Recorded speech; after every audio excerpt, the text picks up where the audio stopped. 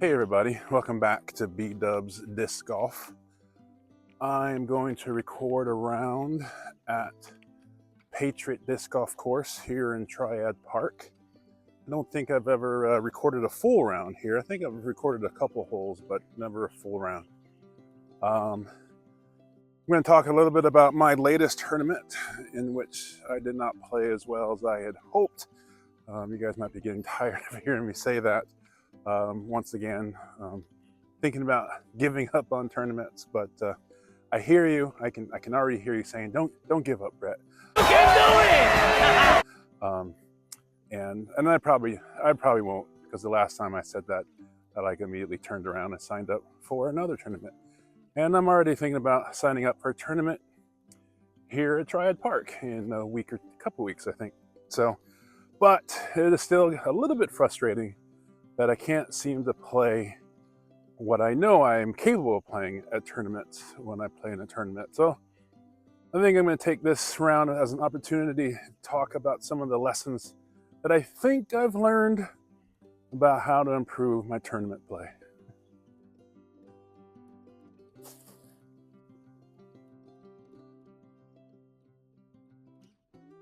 So are you guys from the area? Archdale. Archdale, Trinity, nice. Say hi to my channel, B-Dubs Disc Golf. So,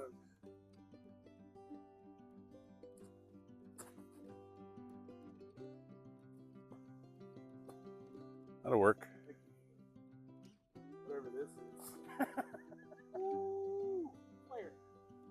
Oh, yeah, that was I just love the fact, the thing I love about disc golf is you meet a stranger and you start playing doubles. And yeah. It's just the community part. I live in Winston, but originally from LA. Okay.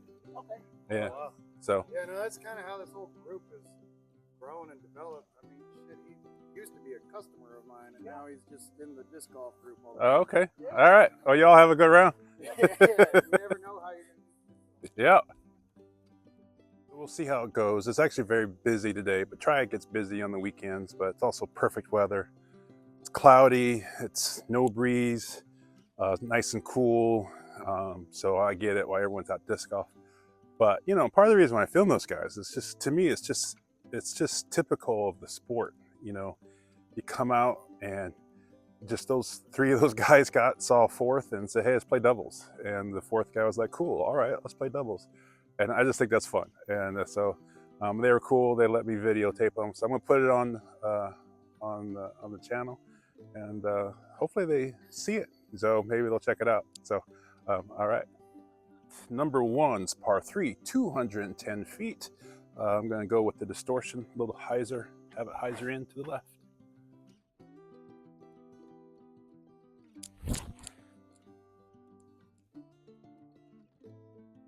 And let's do a little bit 2 off the top.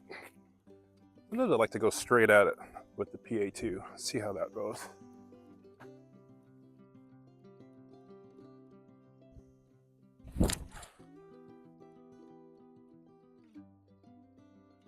Ooh, nice. Both the PA2 and the distortion were decent, and because it's my channel, only on basket number 1, I will pick the better of the 2.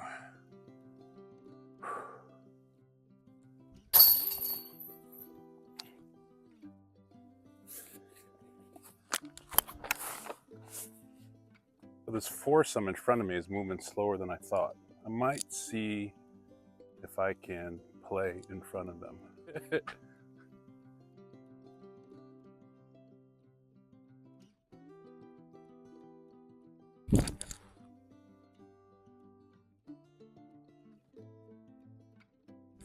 figured since they were playing doubles, they'd be playing a lot faster than me. But they weren't. I love the fact that you're out here, and I'm glad to be here. And I hope you're watching when I post this.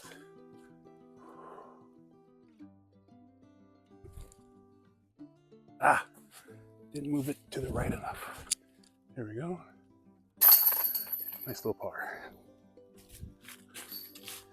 Basket number 3, 312 feet. You got to go down to the left and through into some woods. F2.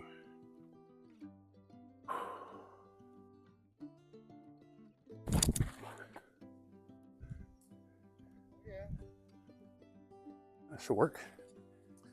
So I may finally have basket 3 dialed in, because the last time I played, I was also able to get into the woods. I got trees in front of me, between me and the basket. Ooh. I had to look for birdie, even with the trees in front of me, but I would always take an easy par on number 3. Basket number 4, par 3, 327 feet from the shorts. I'm gonna throw the H4.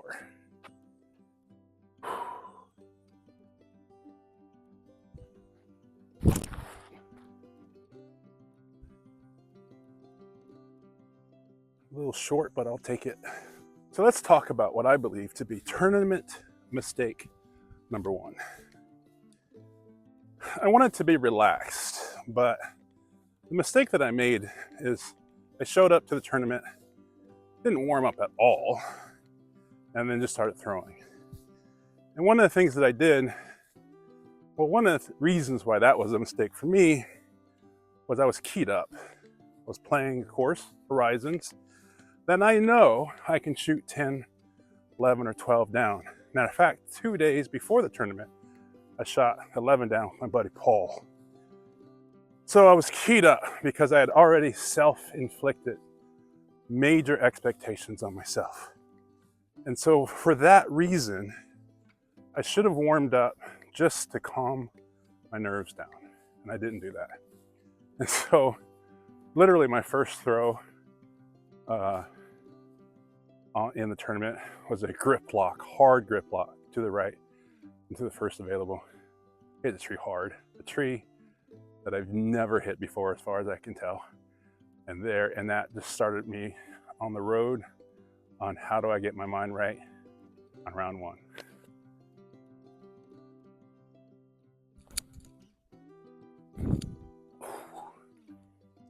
Good bid.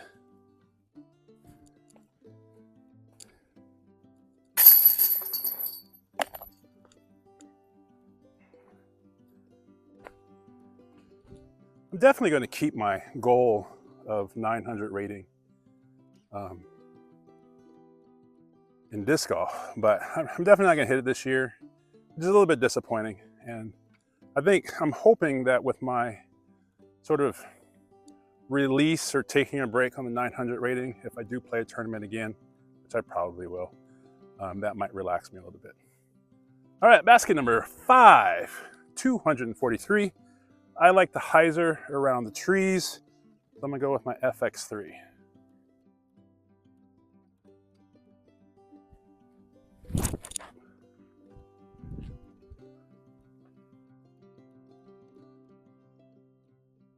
That, my friends, is what you call parked. If you haven't done so already, we'd really appreciate it if you hit that like button. And if you're not already subscribed, what are you doing? Go ahead and subscribe. What you got to lose? Also, for those subscribers out there, I think it was Shane said hi to me. Oh man, I hope I didn't mess up your name, Shane. And I'm just gonna keep doing it. I'm just gonna lean into Shane. So if I see you again, Shane, you're always Shane to me. But subscribers, I really do appreciate it every time you say hello to me out there on the course. Just go ahead and call me Brett the Valet, because this is parked. Like a little routine, and then while you're practicing, because it's a timing thing. You start to notice these little things in the tournament, and it'll be, you got to bring those things to when you play by yourself. You might have to speed up something. You might have to slow it down. Do you think because I know the answer for me, but do you think your heart rate's the same during tournaments? It's a little bit up. Okay. I think they say that you grip harder. I think I grip less. I have less spin. Interesting. Like in my putt. Yeah. Here, for example, about 2 weeks ago, I was putting with Cast the Class Recos. Yeah. I love that thing. They're so rewarding when you are on. Right. But you don't have the time to go through your mental checklist of what you do when you practice in a tournament. Right. Right. And then it's the tempo thing. The tempo. I swear, I played better the second round, but I swear I had like I don't want to over exaggerate, a 10-foot putt, and my arm like didn't even do what my brain told it to do. Like I don't even know what happened. Right? It was just this weird hiccup, and something that, like when I'm doing my videos, man, I am super relaxed. I'm having a good time. I'm talking to the audience. It's like, and then I just parked the last basket just now. You know, but in the tournament, that disc is going all over kinds of crazy places. So, but and we all do that. It's like, how do we replicate? Right. That? I love that. I love the replication. And because that's why I look for the feels. Yeah. Right. And I notice that like I'll pull my drives a little quicker. Yeah. When there's people. Yeah. I want to get it over with. Yep. I don't want to mess up, so I want to get ahead. Yep. Yeah. No. So, and then I go, so what do I do in that time in a tournament? You know, I really try to. I know I was nervous all day, and I don't know if that goes away. Right. But you got to be able to like. But I love the routine. You know what I mean? Because if you get in the pattern, hopefully even when you're nervous, you'll still do the same pattern. Yeah, it's like my putt. Yeah. Yeah. I like that. Remind me of your name. I'm sorry. Dalton. My putt when I'm playing with them, it's faster. Yeah. Because I'd be like, where did my putt go? Why can't I? Because we're actually, I think we're tentative when we're putting by ourselves. Yep. And then when we get up there, we're ready to fire. Yeah. But how do we fire? Right. Because we're all thinking about everything, getting that spin nice. Yeah. But when the pressure's on, Yep. You kind of gotta just fire. Yeah. You know. Yeah. No, I'm with you. I'm with you. And those Mach 3 black baskets were in everyone's heads. Yeah. They were in mine. Yeah. I showed up like Tuesday and started putting from 10 foot because I know those. Yeah, without a band, they acted differently. And the little like. Yeah, the little knobs. Yeah. I had one yesterday. I had a 10-footer. The wind got under. Yeah. I hit a knob and it rolled about 45. Right. And Right. I had to lay up, take a boat. Yeah. 15, Yeah. 200 foot Right. hole. Right. Yeah. Which is Dalton, I appreciate it. Yeah, no problem. All right, talk to you later, man. Did I mention that I love disc golf? And then I love disc golfers? Dalton, thank you. Appreciate it. You're just straight up spitting facts as far as I'm concerned. I don't really have a routine, and I certainly don't practice with routine other than just being relaxed and talking to y'all. So one of the things, so I love the idea of routine. And then if you're watching this, what do you have? If you're a tournament player, do you have suggestions for me to make sure that my tournament play is in the same realm as my general play, just relaxed play? I would love to hear you. Let me know what you do down in the comments down below. And I'm gonna be thinking about this routine. So here we go. Par 3, 300 feet. We go downhill and we go to the right into the woods. I like to do a low forehand. That was too low. A nice distortion upshot to the basket.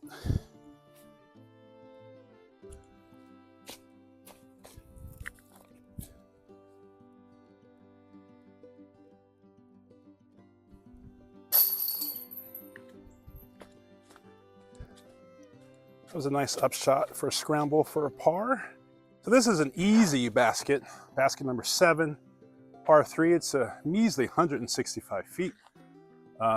And interesting enough, don't always get it. So let's see if we can do a simple, almost like a putt shot with my PA5.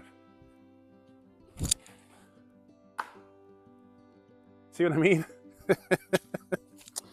Sometimes I wonder if I psych myself out. So like I started this basket saying this is a problem basket for me because it's so easy. So then I put it in my brain.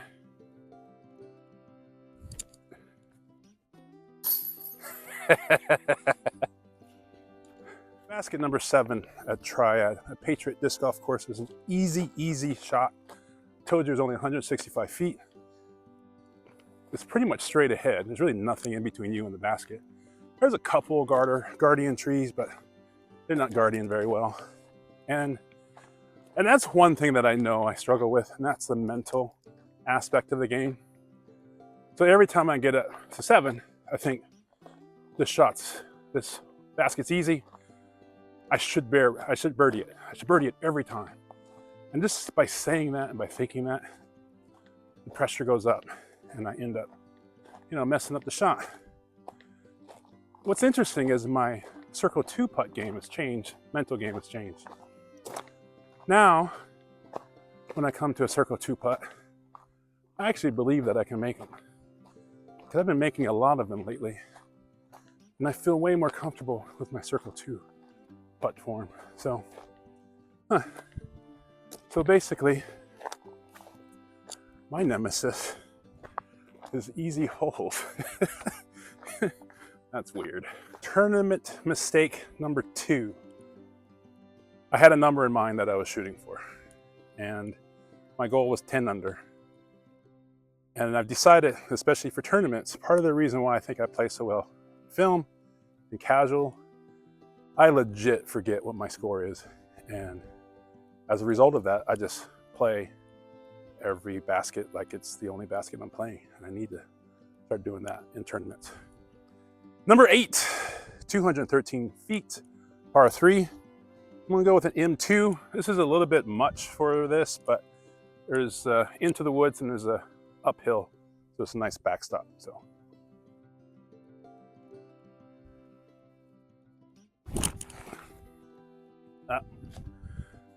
I did not finish that throw, and so early release. Got some trees in front of me. Oh, that's a good bid. Tournament mistake number 3. I did not focus on the few things that I needed to focus on. And that is, gotta come off my finger, and I gotta always follow through.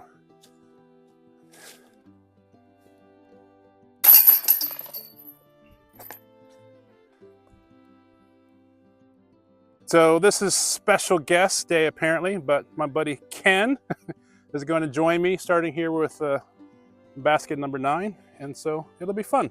We used to work together at High Point University. Or is it okay I say that? I don't know. It's okay with me. All right, okay, there you go. I mean, I'm not going to represent them well in this particular kind of venue. Okay, all right, well. But I do in other places. I'll put like a little disclaimer in the comment section. not a disc golf university. That's right. Basket number 9, 264 feet, a little bit downhill. It is straight ahead.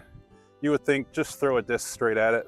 That's not how I roll. So I'm going to use my FX3, and I'm going to go around these trees that are not in the way at all and hyzer it into the basket. That's the plan, at least.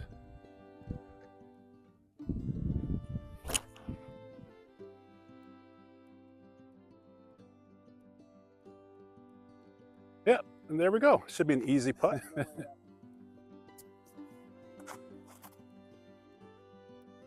That'll work. A little nose up, but that was a good throw. What are you throwing? Kratos. You like it? I do. Huh.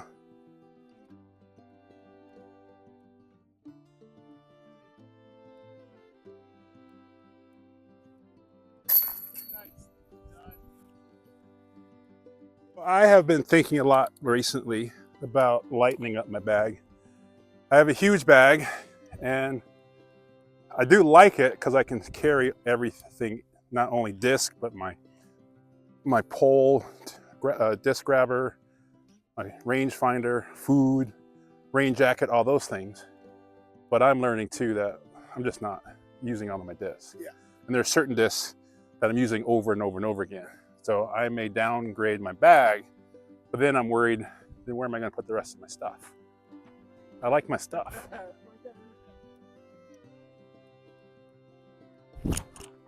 Nice.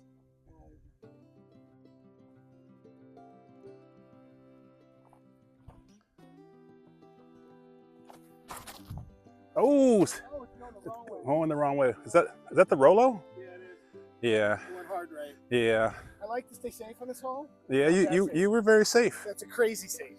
That was a crazy safe.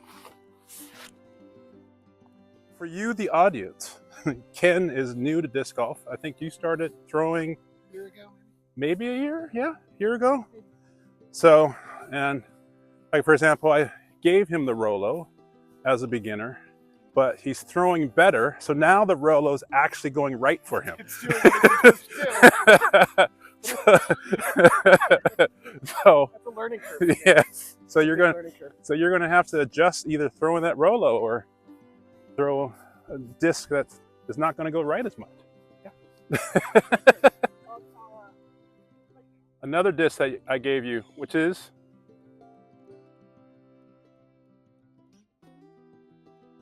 nice.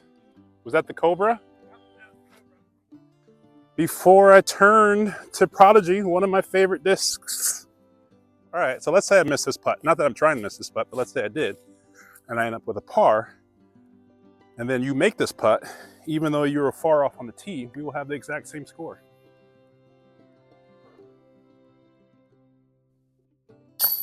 Oh, what?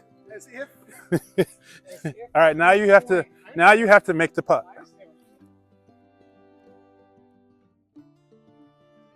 Get in. See, we have the exact same score.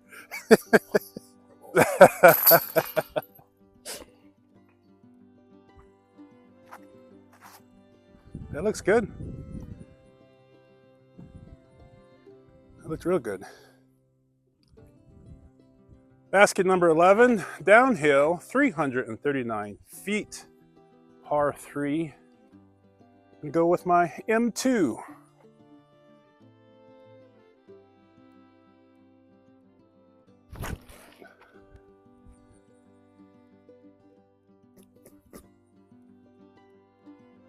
It's always a surprise when your disc does exactly what you wanted it to do. That is for me. But yeah, that disc did exactly what I wanted it to do. And I throw it and Brett says, oh, that's what it's made to do. Yeah, right. that's right.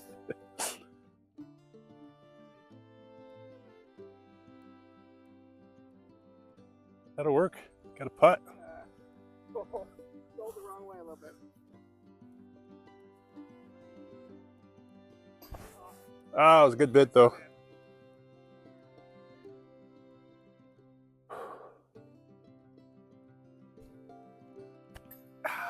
Two left. Two left. It was a place called Horizons.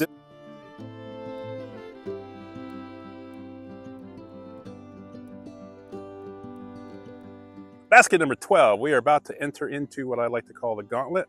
The next 3 baskets are the hardest on the course, in my opinion, and I'm usually happy just to get out of the 3 baskets with a par. So this one is a par 3, 350 feet. Got to go through this gap. Kind of want the disc to move to the right, and then finish left towards the basket. If you go too far left, you're in the woods.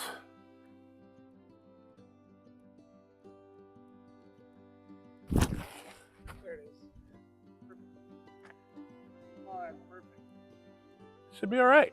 I hope so. Really good. Thank you.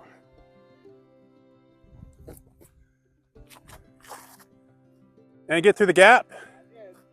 Oh, but then I hit the tree. Yeah, but I think you'll have some space. Yeah, that's not.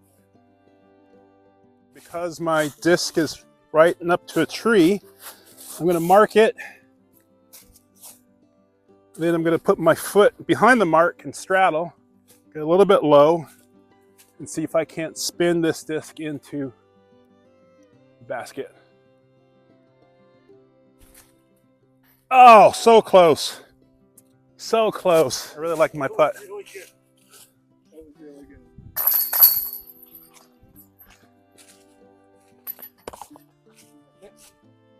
Basket number 13, 288 feet. There is a gap straight ahead, and if you can hit that gap, you need the disc to follow the fairway to the right, up into the woods to the basket. I find that I don't have the accuracy for that, so I do a little bit of a poke and hope. So I'm going to throw this disc on the hyzer to the right and see if I can't get that disc to slip in between the trees.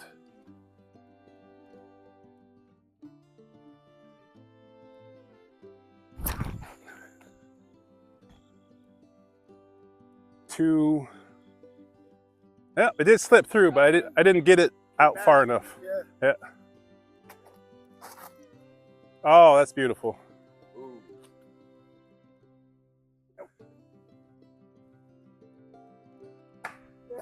No. I was, they're fine. I'm a little surprised you chose that method. You just do a long putt. Tomahawk? Yeah, or whatever it's called. Same As they say. You're over here. Yeah, it's not as bad as I thought it was going to be.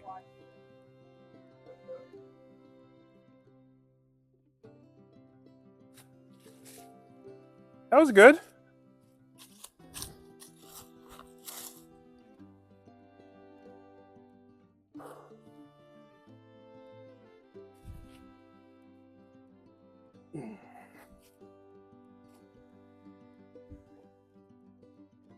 Oh, Ken. Ken.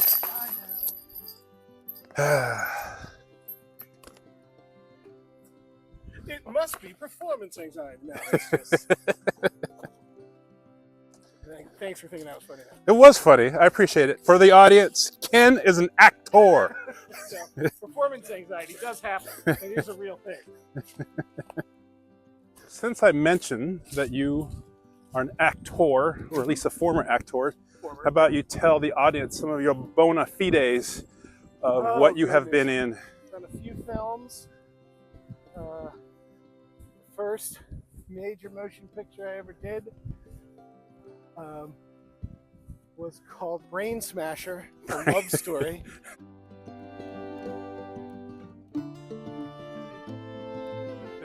It was Andrew Dice Clay vehicle with Terry Hatcher. It was like our second film, maybe. Nice. Lovely. Nice. Had a great supporting cast. They were all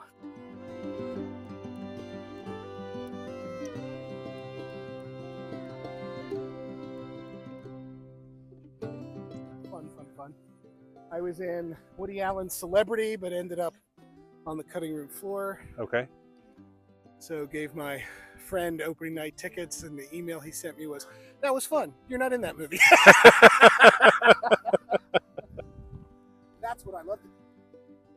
How do you take theater and make a story that helps people look into their community in a different way? That's what I like to do. Huh. That sounds important. Does it? I'm glad I mentioned it. Basket number 14, par 3, 297 feet. We have to get through that gap, and the fairway heads to the right, a little bit down towards the basket. So I'm going to go with the F7, see if we can't get this sucker to turn, but not too much.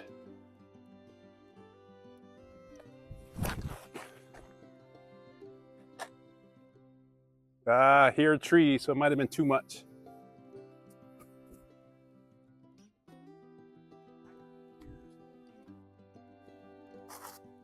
Oh, look at that. That's great. Very good. Now you're in the gap.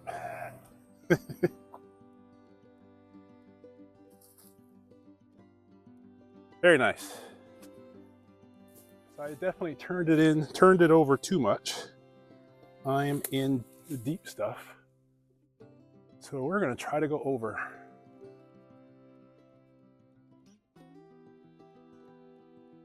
We're going to go over to the right. So unless I make a fantastic putt, I think this will be my first bogey for the round.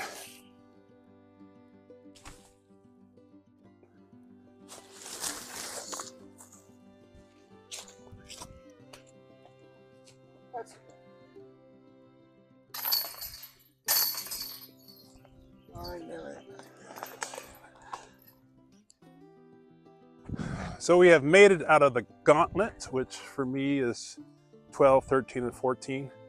I did not meet my goal of par, but I didn't make it out with +1. So we are at basket number 15, 297 feet uphill.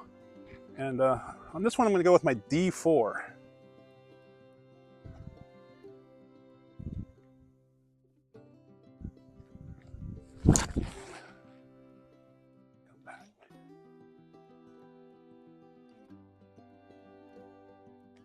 think that'll be okay.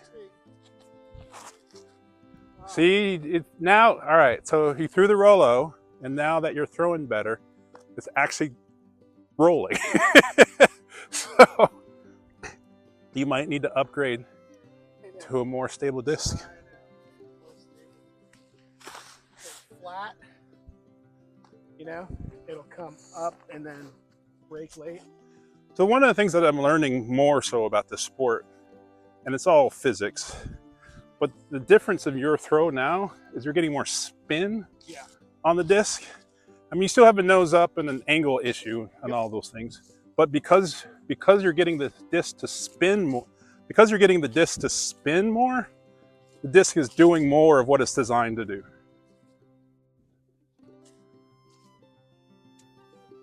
Oh, there it is. Yeah, so it went significantly farther because it turned over and started rolling, which is what it's supposed to do. Hence the name Rolo.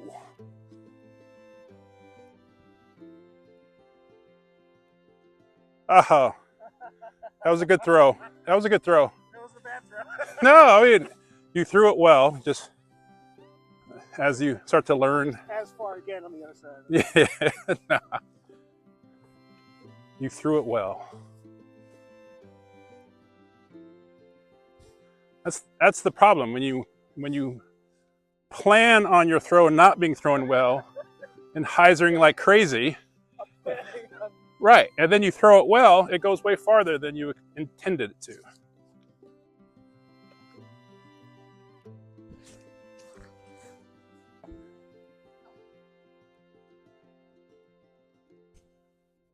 Nice.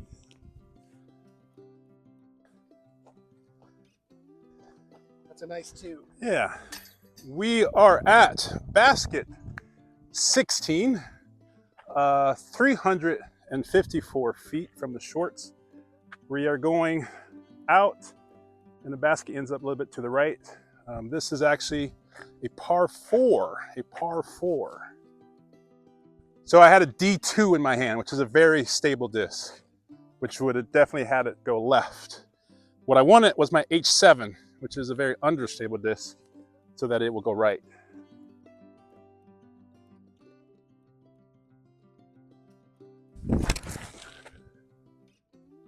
Keep going, stabled out. That's all right.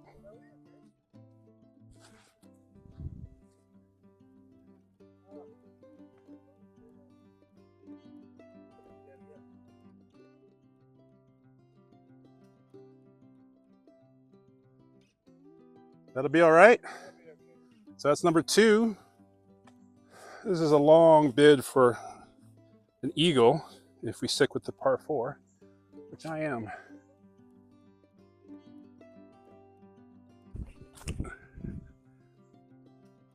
Oh,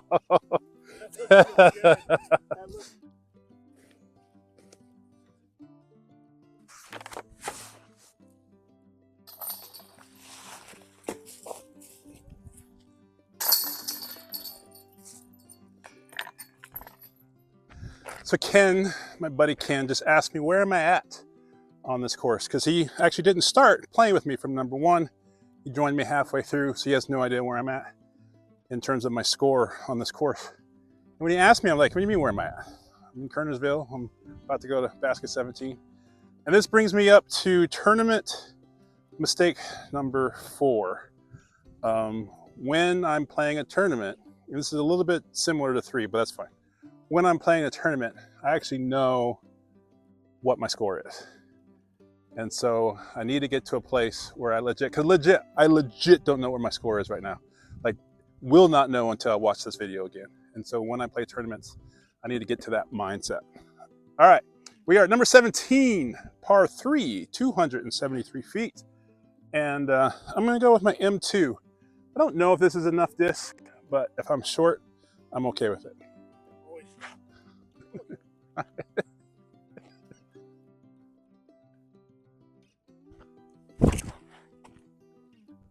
Too low. Come back. I think you outdrove me. This is an interesting hole because it is a small gap to get through, and so there are actually multiple strategies. Be a little bit more right, because if you're too far left on 17, you left yourself with a tough recovery.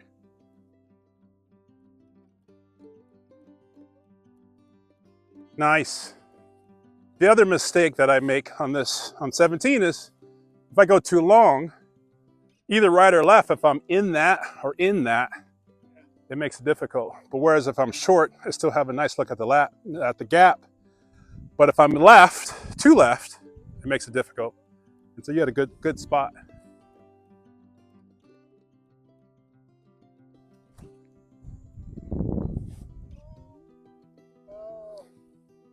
All right, so you're growing jalapenos, and you said it's easy to grow jalapenos. Very easy to grow jalapenos. They're used to growing in compromised soil and the water, like it doesn't matter. Right. The trick is when they start to get color on them, if you ripen a pepper on the vine, the tree will stop producing. It says, "Oh, I've done what I need to do." So that's racist. This is why you get.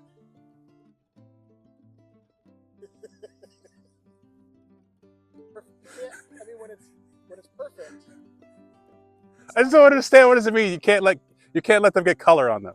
I don't even know what that means. Come on, man.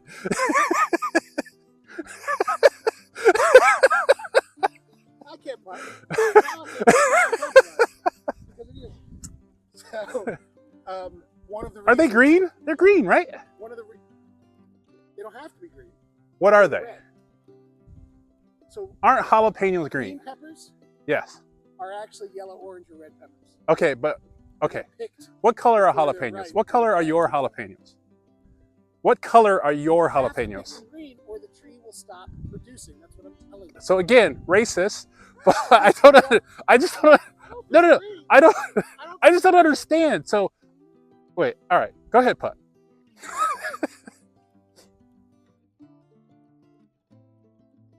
Now, see? All right. See? All right. That's your fault. No, I will take the blame for it. I will take the blame.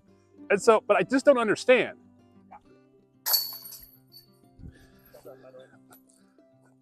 All right. When you bite into a jalapeno, what color do you want it to be? This is a really good question. Okay. Because I'm glad. like a Fresno pepper, is a red pepper Okay. that's quite hot. Yes. And a red jalapeno is essentially that level of heat. Okay.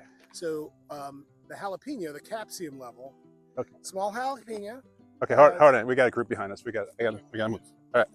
I've been trying to garden this year, and I started with cucumbers, and yeah. Well, I started really late, but I managed to produce a few cucumbers, and there's something about, it's like I've created something, which is something very different. I know cucumbers are cheap, but there's something about it's growing a cucumber. I don't know what it is. When it's literally minutes from the garden to the table, Yes. it's just a very different. Yes. All right. So back to jalapenos. So you're growing peppers.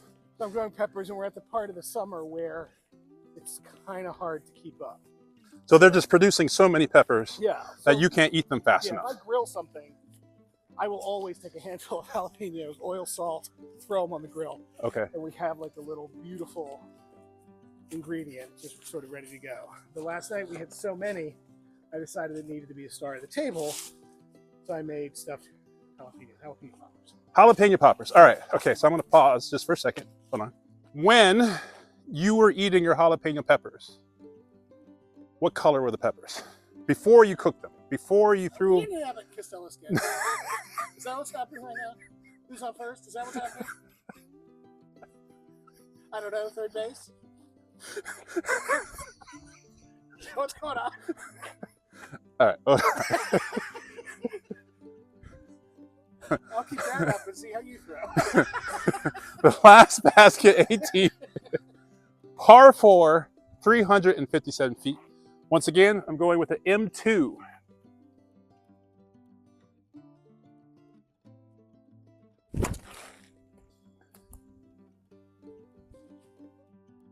Oh, beautiful. What a great Thank skip you. straight towards the hole. That was lovely, man.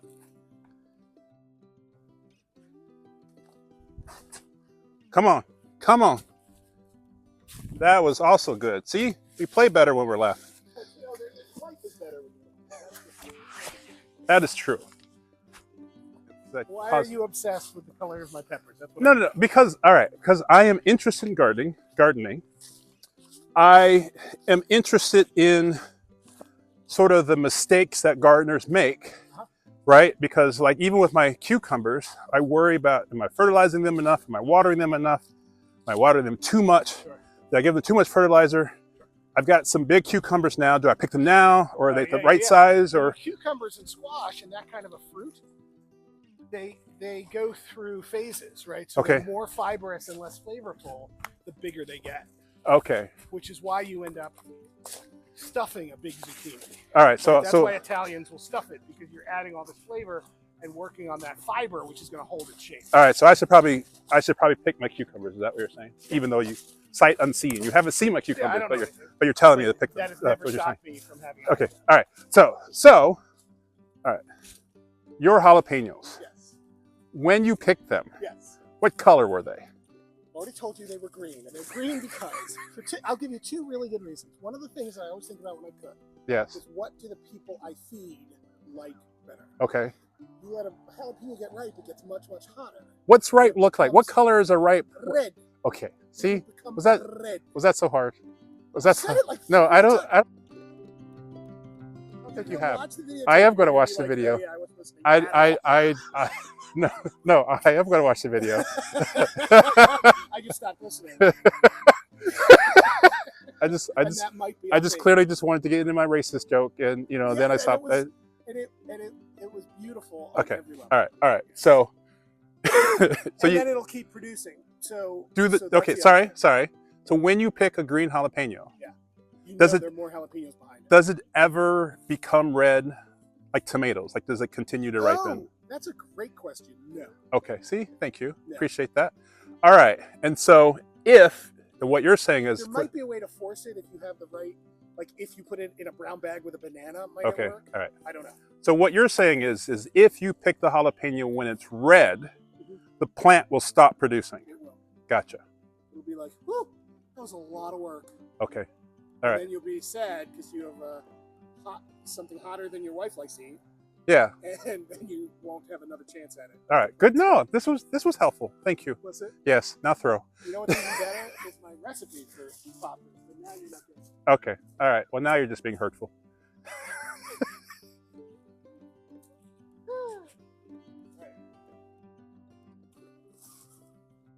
No, don't hit that one. I was trying to shoot that gap. You know what didn't work? You did not shoot that gap. That gap did not work.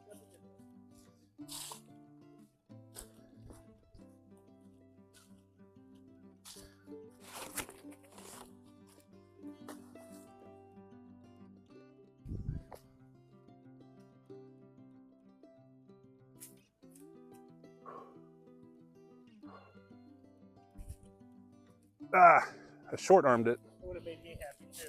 So thanks for that. Yeah, no problem. What is the secret to your jalapeno poppers? Onion jam. What? I don't even know what that is.